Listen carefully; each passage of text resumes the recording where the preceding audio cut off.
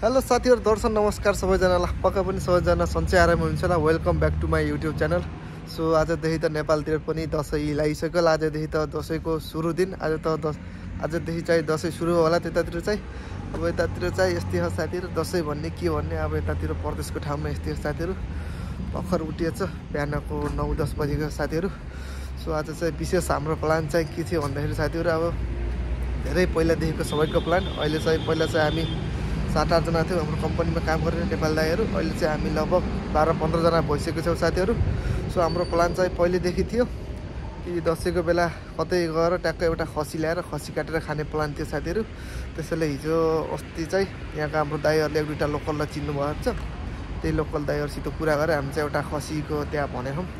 अब हामी चाहिँ ट्याक्क उठेर दाइहरू आउनु लाउनु भयो। चाहिँ म चाहिँ ट्याक्क तल गरेर एउटा भिडियो बनाएको साथीहरू।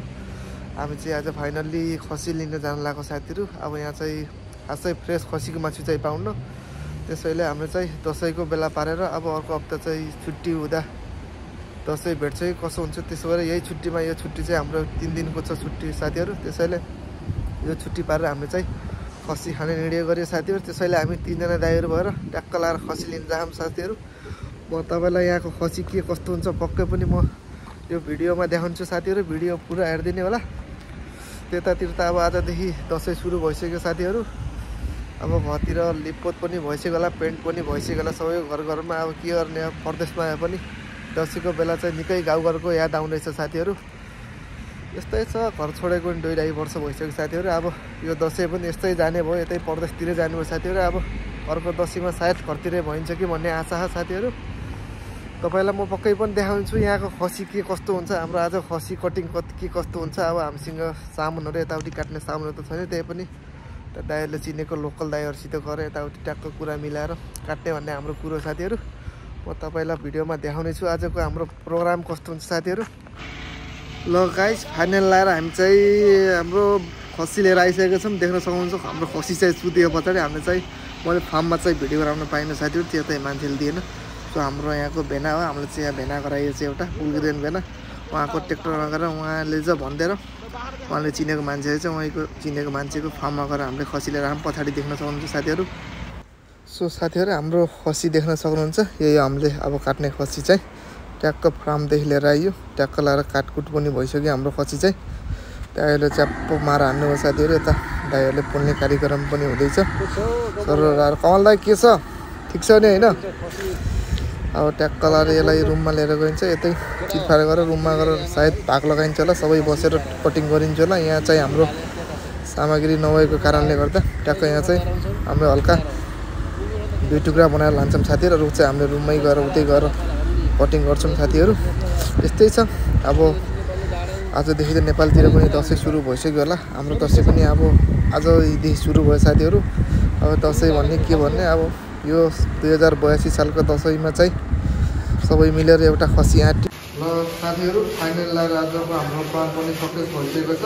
दाइहरूले ट्याक्क मासु लिएर आइसक्नु भएको छ। कमलदाइ के छ, दसैँको मार हान्यो नि आज होइन?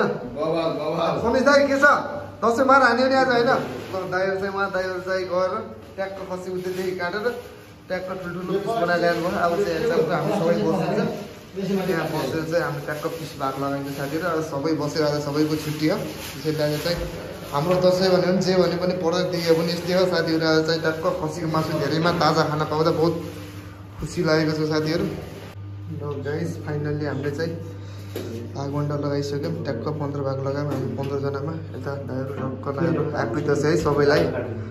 परदेशदेखि हो पनि सबैलाई खसी कटाएर भए पनि यही दसैँ मनाइयो हामीले चाहिँ। यस्तै छ, अब गाउँघरतिरको त धेरै सम्झना। अब यसै खसी कटाएर काटियो आज। लगभग आजको हाम्रो प्लान पनि सक्सेस भइसक्यो। यो छुट्टी चाहिँ हाम्रो ट्याक्क खसी काट्यो। अब दसैँ भने पनि जे भने पनि हामीले ट्याक्क यही खसी काटेर मनाइयो यो दसैँ चाहिँ। ल गाइस, सबैलाई 2082 सालको दसैँको सबैलाई शुभकामना।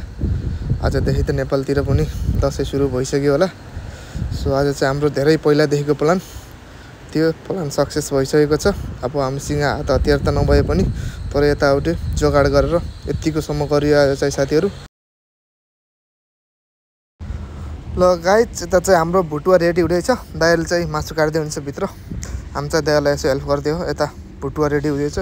दायाले यता अदुवा लसुनहरू काट्दै हुनुहुन्छ। सो जे भए पनि यो सालको दसैँ चाहिँ सबै नेपाली दाइहरूसित बसेर खसी ससी काटियो। यो वर्षको दसैँ चाहिँ परदेशमा भए पनि सबै नेपालीहरूसित बस्दाखेरि एकदम निकै रमाइलो लागेको छ साथीहरू। यो हप्ता चाहिँ हाम्रो 3टा छुट्टी थियो, त्यसैले हामी चाहिँ यही हप्ता आँट्यौँ। सो अब अर्को हप्ता कुट्दासम्म त सायद दसैँ पनि गइसकेको हुन्छ होला, त्यसैले यो हप्ता आँटियो साथीहरू। सो फाइनली लाएर हाम्रो भुटुवा पनि रेडी भइसक्यो। यता चाहिँ अब सँगै बसेर भुटु खाइन्छ साथीहरू। थोरै धेरै भए पनि अब रमाइलो त हो, सबैसँग बस्ने खाने त्यही त हो दसैँको। अब यता पनि साथीहरू यस्तै छ।